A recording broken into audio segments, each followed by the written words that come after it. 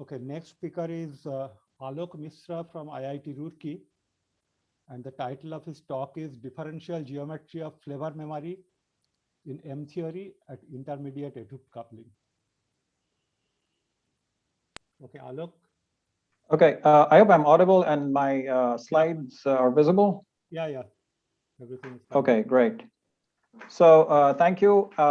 Unfortunately, it seems I cannot start with a sentence which most speakers have for obvious reasons. In lieu of that, I'm going to thank the NOC for their kind permission so that I could present the work done by our group. And this work has been done in collaboration with what I love to refer to, at least in my own mind, as VG Yadavs, the very good Yadavs, because they are. Vikas and Gopal, my students. And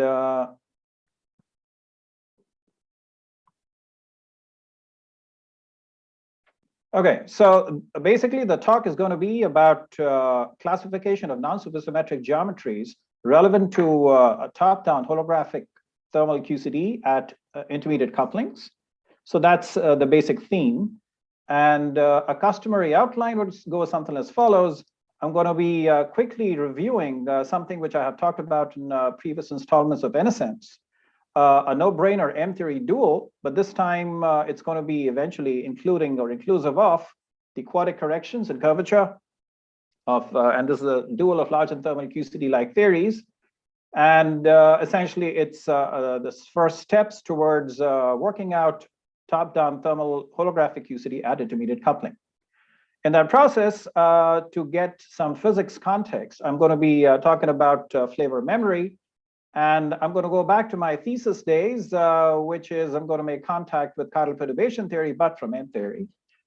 And I'm also going to be talking about possible non-renormalization of deconfinement temperature, all with the inclusion of terms quadratic in the curvature. Then we're going to go to the veggie of the talk, given that I'm a vegetarian, which is the G-structure classification of non-supersymmetric geometries. And we'll conclude with a summary and future directions. Okay, so here is a flowchart of sorts, something which probably I might have shared a couple of NSMs ago, but all the same. So I have no idea whether you can see this hand moving. I pray it is visible. So if it isn't, you should look at the top lower portion of the screen. And that is what spells out the brane construct involving a bunch of branes. This is type 2b part of the story. In a resolved conifold at high temperatures, as worked out with the, I should call it the erstwhile McGill group or the McGill diaspora. And so the gravity dual of the same was also constructed by the same folks. And what we did was to actually analyze. So it's always, I mean, I forgot to say this. I think it is very refreshing for me to be able to not be the only person talking about the stuff that I'm going to be talking about. Thanks to Lara Anderson's talk yesterday. So we've already had a quick intro to, in particular, SU3 structure torsion classes. So suffice it to say that in the so-called what I'm going to be spelling out as the NQGP limit, which is an example of a large N limit, the SU3 structure torsion classes, which are 5 in number, are of the type that makes the underlying geometry essentially in the large limit a conformal Calabi-Yau. And so the Strominger-Yau-Zaslow SYZ mirror for this on the gauge theory side was worked out again by folks at McGill.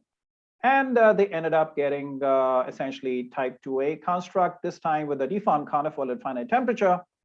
And what we did was worked out the same for the gravity dual. And so to begin with, we had, in fact, a Nonkiller resolved Watt deformed conifold. That's what the McGill diaspora folks had. And what we ended up getting was, in fact, a Nonkiller Watt resolved conifold, of course, with a black hole, and because we worked out the gravity dual at high temperatures. And with a duality chasing of torsion classes, we also ended up with more or less a conformal Calabi-Yau. And so there's this beautiful table of underlying geometries and the associated restrictions on torsion classes worked out by Mariana Grana, Booty, and so forth. And interestingly, very interestingly, we ended up with a proportionality of the fourth and the fifth torsion classes. If one recalls the Schrödinger system of supersymmetry n equals 1 supersymmetry heterotic string theory also had a similar non-trivial W4 and W5, but the proportionality constant was different. So the signature 2/3 proportionality constant is indicative of a coniform geometry. We didn't get that, but the proportionality was still there. And interestingly, despite having finite temperature, despite breaking supersymmetry, torsion class-wise, we actually had mildly broken supersymmetry. This could be understood in another way, which I'd probably get to during the talk. And then finally, the whole story was uplifted to M theory, and we ended up with 7 folds with G2 structure. Remember, it's a no-brainer setup without the I. And of the 4 G2 structure torsion classes, we ended up with 2, which essentially carry information about 2 forms and 3 forms. I'll be talking more about this, but this time with the inclusion of out of the 4. This story is pre-COVID. That means as of 2019. All right, now, so what we're trying to address, what I'll try to address is the following proposition. So, the Nonkiller warp resolves 6-fold, which is obtained as a cone over a compact 5-fold that appears in the type 2 background that I've already referred to, corresponding to the M theory uplift of thermal QCD-like theories at high temperature in the neighborhood of Wang embedding. So that's a holomorphic embedding of flavor D7 branes to the parent type 2B theory. Okay, and this is done in what was dubbed as the MQGP limit, which is essentially this limit that you have the number of color D3 branes very large. However, the number of fractional D3 branes with the D5 branes wrapping the vanishing S2 and the flavor D7 branes to be of order 1, the string coupling is not very small. And there's this crucial ratio, which is GSM squared over N, GSM squared times any positive integer of GS times NF over N to be much less than 1. That's going to play a pretty crucial role in all supergravity computations. So the proposition is that with inclusion of the LP to the 6 corrections arising from the quadratic terms in the action, in the 11-dimensional supergravity action, we end up with a non-complex manifold. Okay, so however, I did mention that there are 5 AC3 torsion classes. We also know that from Lara's talk yesterday. It turns out that the Nienhuis tensor's information, in particular the vanishing of the same, is actually equivalent to the vanishing of the first 2 of the 5 torsion classes. Now, it turns out that that is not identically true, but it is approximately true in the larger limits, such as the MQGP limit. I've already spelled this out. Without the inclusion of out of the 4th, this is retained or preserved, even with the inclusion of out of the 4th, that you have conifor-like constraints involving torsion classes of the 4th and the 5th type for AC3. Coming to the G2 structure torsion classes, so the 7-fold turns out to be a warp product of a thermal circle times a non-compact R3 and a cone over which a 6-fold, which itself is an S1 vibration over a 5-fold. So the 5-fold, if you wish, is a non-Kähler generalization of the Sasaki-Einstein 5-fold, where we've got the following as regards the Pontryagin classes. So the square of the first Pontryagin class and the second are trivial, PA being the 8th Pontryagin class, and the G2 structure torsion classes are valued again in what were even without the inclusion of out of the 4th. Okay, being a Dumbo, I don't really know how to push the stupid mute stop video black bar out of my view. So anyways, so I'm going to do the best that I can. So inclusive of the thermal circular compact X0, we in fact also worked out the SU4 and the other exceptional G structure torsion class, in particular spin 7, and we got the result which is quoted at the last line. Okay, so that was a proposition. Now, that is all good, but well, you need a physics reason. I mean, I needed a physics reason. It would sound good that if I had a physics reason, to be frankly very precise. So the physics reason was essentially provided by largely Gopal and also partly Vikas. And after about a 13-month-long calculation, Vikas was able to actually work out the order out of the 4th corrections to the M theory dual, which Mansi and I had worked out 8 years ago with the inclusion of order out of the 4th corrections. So the story in the type 2B side with the inclusion of high derivative corrections like order alpha prime cube corrections. I'm also, the team should help me. I'm also admitting folks. So as I'm speaking. So the alpha prime cube corrections in type 2b were already worked out, largely because of the expertise of Arcadi Cyclin and utilized by the erstwhile, I guess, MIT Oxford group, primarily Grozdanov and Starinets. And but you know, I really have absolutely no idea.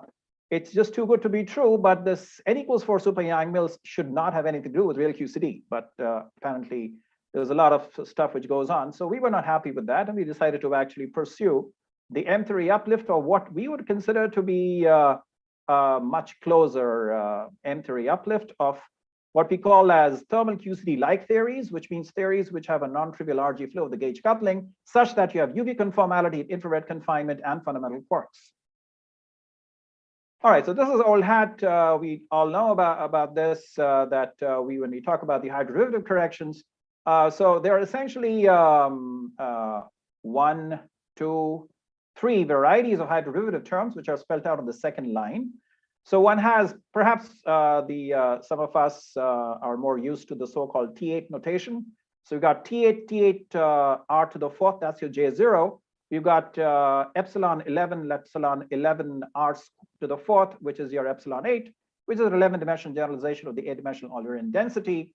This is the anomaly inflow term worked out by Witten, and okay, I'm sorry, Mike Duff reminded us, no, they beat them to it. So Mike Duff and friends.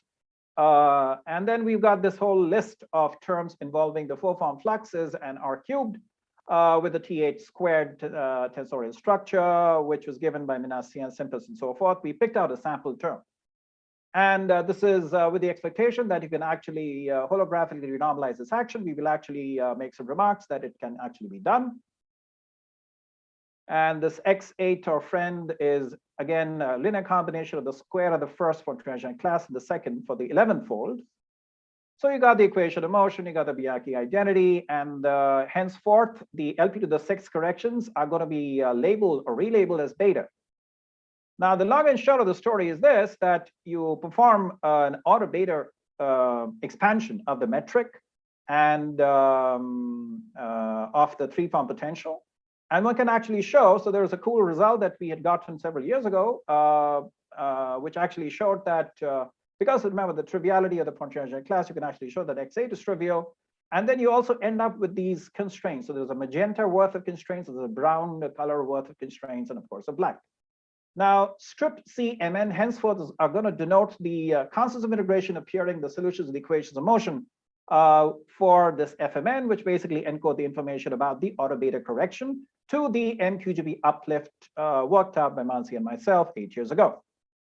Now, this keep your please, I would request you to keep these combinations in your minds. So Z, X, and Y, I apologize, I did not spell it out here, are actually the T3 slag analogs of theta 1, phi 1, and psi, which are the compact part of the so-called non-compact 4-cycle wrapped by the flavor D7 branes in the parent type 2b theory.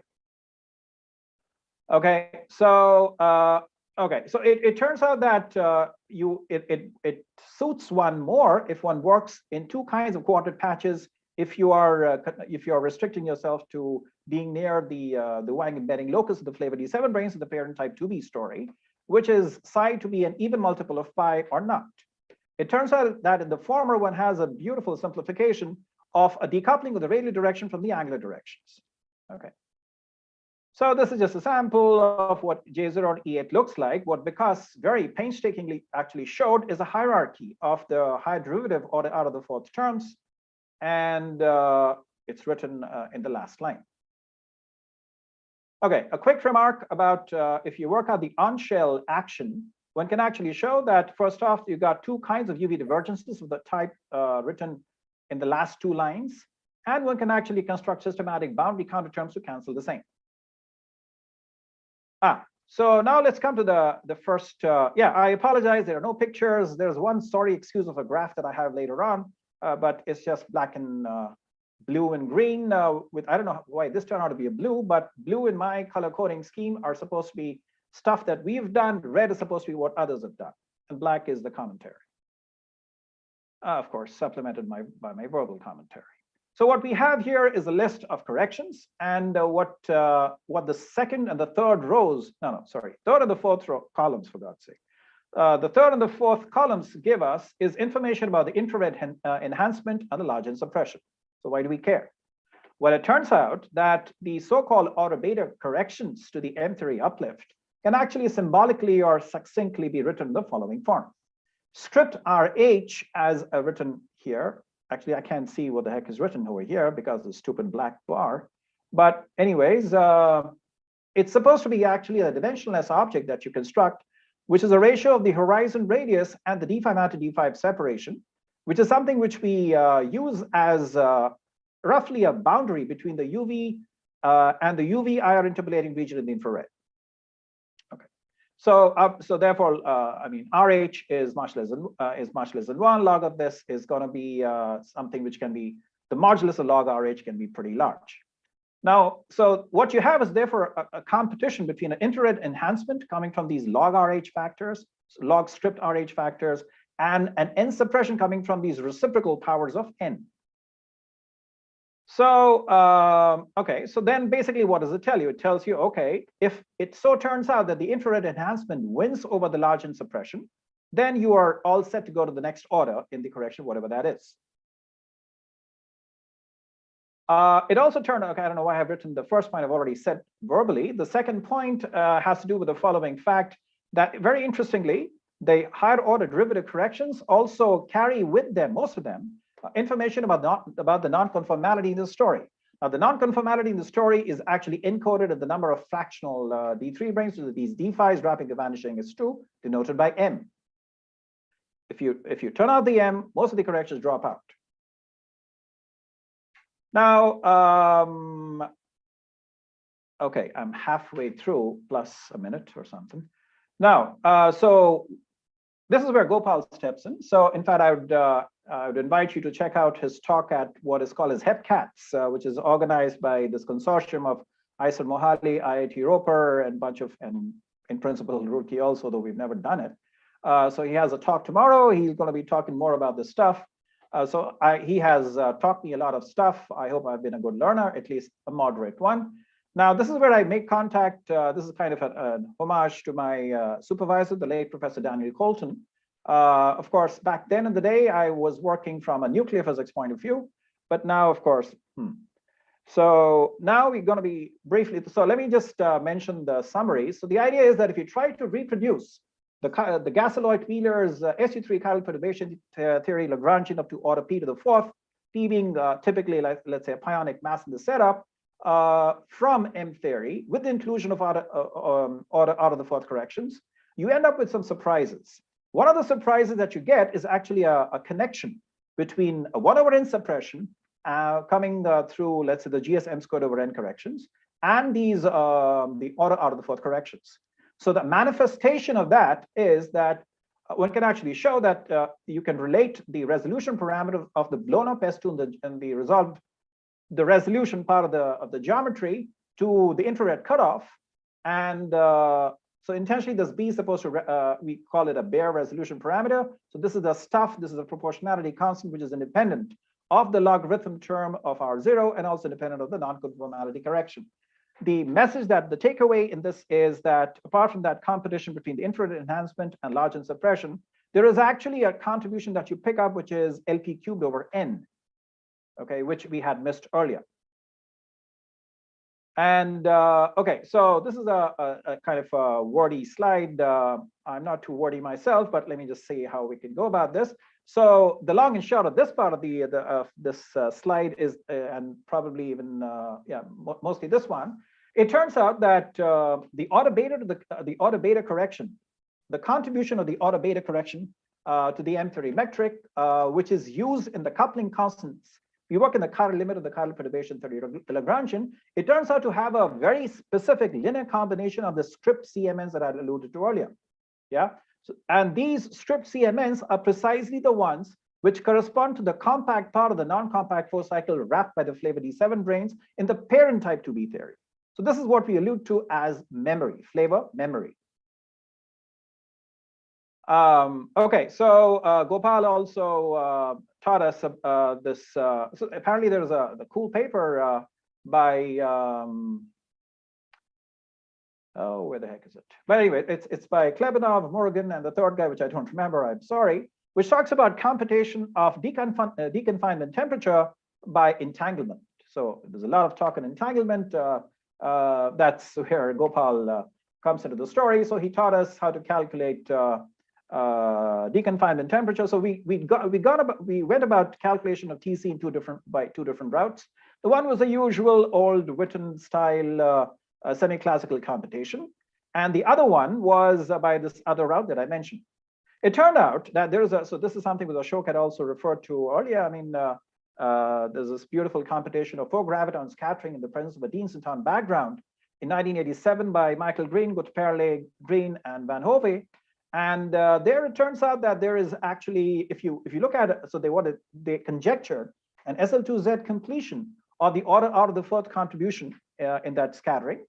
And it turns out that if you work in the so-called zero instanton sector, all you have are contributions which are of the type alpha prime cubed, which are like the high derivative corrections in the string theory, and a one loop contribution.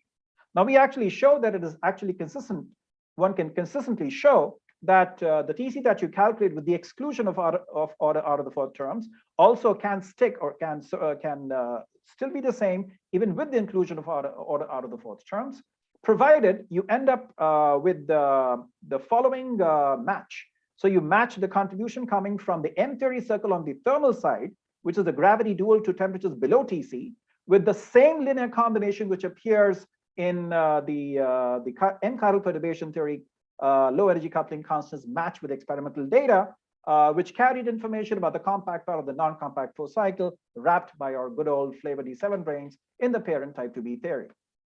And there was a delicate cancellation which actually showed that you precisely get a zero, you get a null contribution coming from out of the fourth to the TC, and kind of reinforcing the conjecture that we make that possibly there is an all loop non-renormalization of TC in these theories at order out of the fourth. Okay, so this is this excuse of a graph, and I think if I get into this, I'll probably ruin it. But all I'm going to say is this, that so there is an entanglement calculation of a segment with this complement. And if the length of that segment is L, there's a beautiful graph which Gopal got, which simply said that if you plot L versus, I mean, you plot entanglement entropy. So there turn out to be two RT surfaces, a connected and a disconnected, which I think is usual. It turns out that if you are below a certain critical value of L, it is the connected entropy which is lower. If you're above, it is a disconnected entropy which is lower, and that is supposed to mimic a confinement to deconfinement transition. Okay, I think that's more than enough of physics context that I can say or afford to say. And now comes what in the remaining, good Lord, 10 minus some minutes.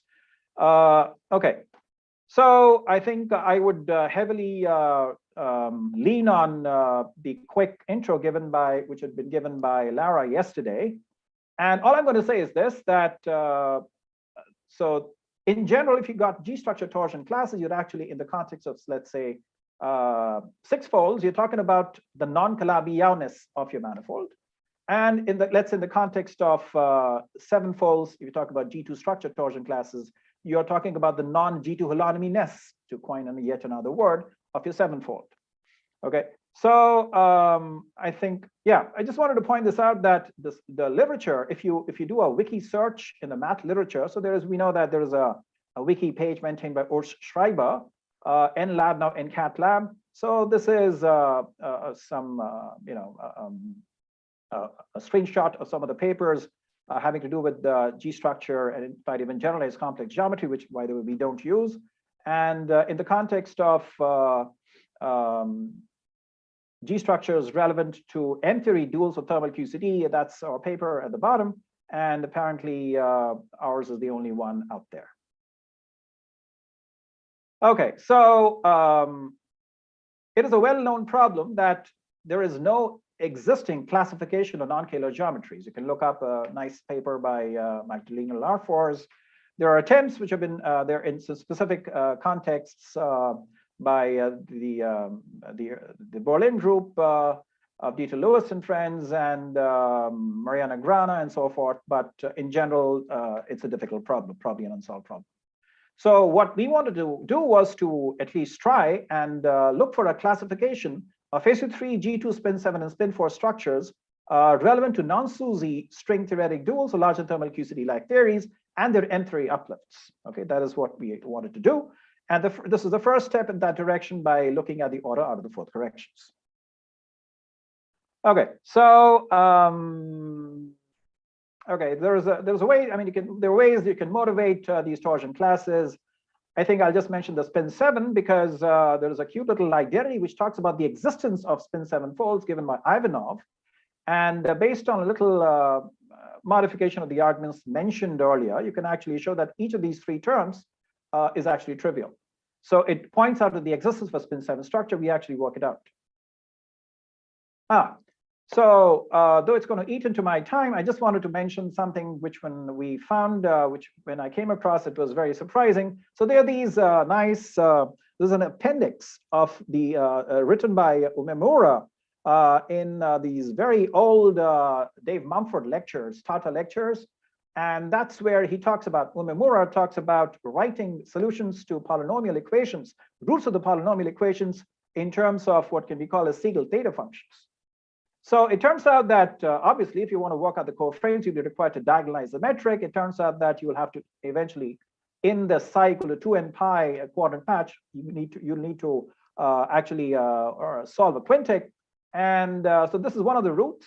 It's not amenable to calculations. There's another result by Zivkov, which says that instead of working with genus 3, you can actually work with genus 2 and their derivatives. But that is also not amenable, largely because the period integrals are not very easy to calculate. And that's okay.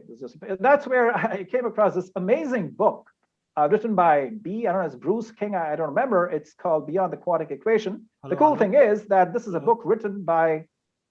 You have 5 minutes. I have 5 minutes. Yeah, I got a stopwatch running right next to me. Thanks, anyways. So this guy is a chemist. Yeah. So he actually discusses what is called as the Keeper's algorithm. So I'm not going to go into it what it is, but the long and short is this is what we use, and it's a beautiful algorithm. Now, okay, so this is SU3 structure torsion classes. Now, remember, I made a statement about these. There are 5 SU3 structure torsion classes, and roughly what we see is that we know that for Calabi-Yau, the J and the omega are closed, but when they are not, that's where the information about the non-Calabi-Yauness is encoded. It turns out in 5 torsion classes. The fourth being proportional to 5 is roughly can be alternatively understood that even though we're dealing with non-compact geometries, but if you were to look at a little locally, the GKP geometries, we know that IST is it is an essential condition required for SUSY. So it turns out that the deviation from ISD condition is a resolution parameter to the fourth suppressed. So the SUSY is very quote unquote mildly broken. Just wanted to make that remark. And similarly, when you talk about G2 structure torsion classes, we talk about these positive 3 form phi, which is going to be closed and co-closed. If it isn't, if it were, it's G2 holonomy. If it isn't, you have G2 structure. Okay, spin 7. Okay, so I think I come to the summary of my talk, which is essentially this table, which is the same proposition put in a table. Yeah. And so we looked at the SU3 structure torsion classes for the 6-fold, the G2 structure for the 7-fold, the SU4 and spin 7 torsion classes for the 8-fold. And yeah, I mean, so for example, for the SU3 torsion classes, what we ended up with is sometimes what is referred to some cousin of a conformal Calabi-Yau. I'm not sure there are specific names given to the others. I'm not familiar with them. For some future directions. So I'm sorry, apologies to mathematicians, especially Japanese mathematicians and other mathematicians like Huo and for Sasaki. So there is a very nice connection between G2 structures and almost contact structures. Okay, so the idea is that if you have a closed or a non-closed 7-fold Y with the G2 structure equipped with a positive form var phi, then you can actually associate an ACMS with it. And so there is an endomorphism, which is actually given by the interior product of a globally defined vector with the same positive 3 form.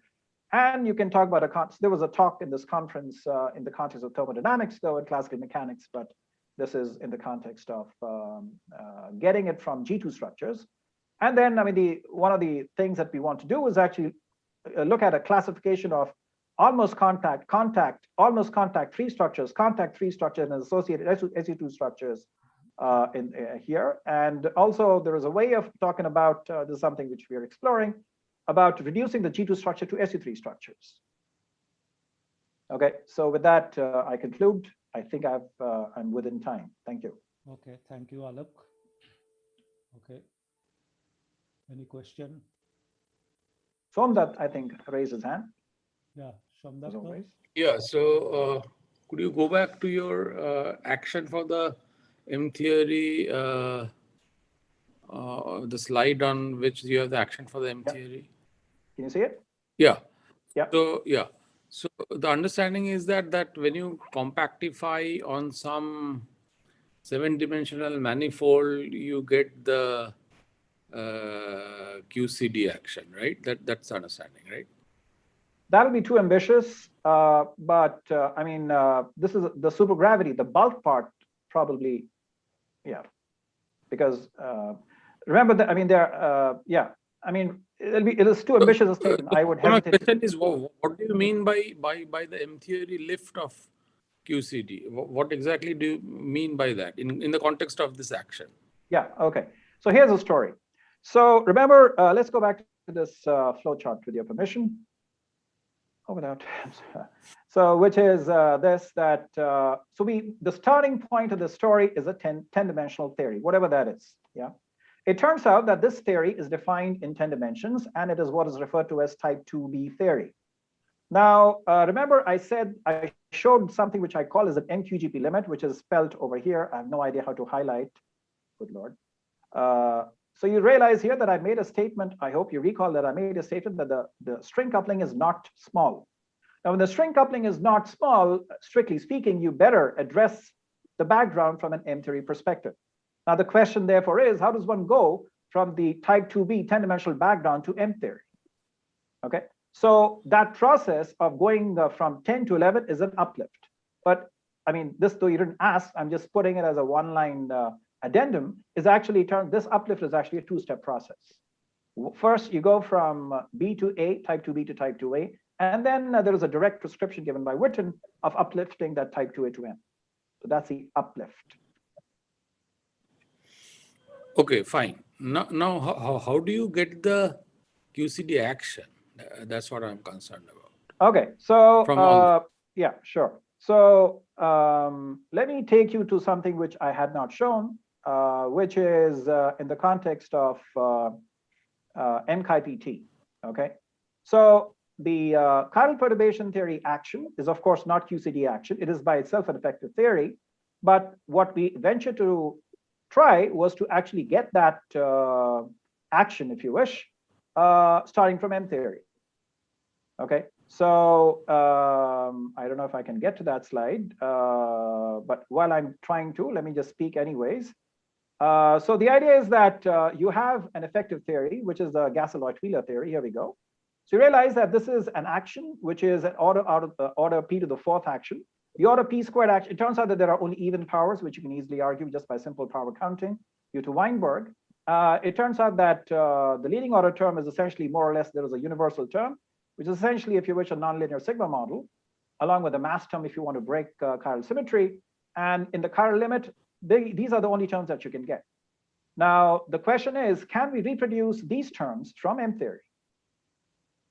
Okay, so what we do there in that context is actually look at the reduction from the M theory, which we had gotten with the inclusion of order out of the 4th, and brought it down to type 2A, and looked at the so-called the flavor DBI action for the flavor D6 branes, and performed actually an expansion using what is called as a hidden local symmetry formalism of some of these groups by Harada, Yamawaki, and so forth. So that's how you make contact with QCD. Okay, good. Okay, let us thank Aalok for a nice talk. Thank you. And so this is the end of this session, and there will be a discussion session right after this. So Aalok will take care of that. Oh, no, no.